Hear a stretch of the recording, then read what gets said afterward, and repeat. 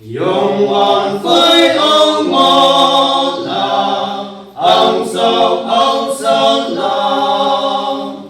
ông đi để chăm bao nè ở lâu vui mày nè cả trong một trầu yang nè sẽ chịu thế tại là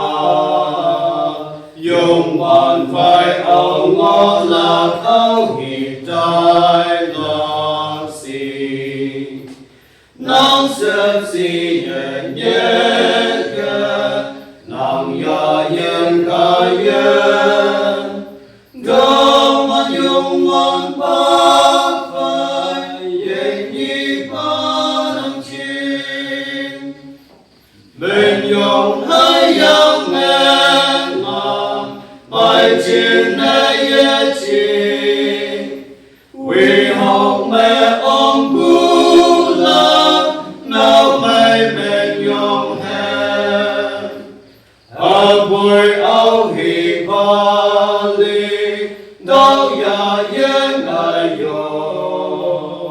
chỉ sự quen nhận nào ý phải một lòng trên nền nắng ya yên mẹ con nắng xem si ca yên đâu mà dùng hoàn ba phải yên như ba năm chín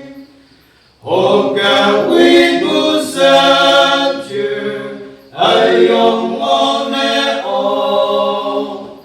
à ngồi ăn pan nhớ ngon làm thế ye ông lao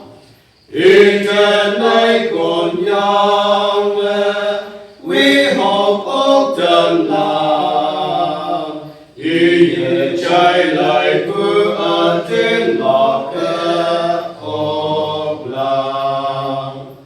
mong mai bu về ôm nào nằm xếp si ca yên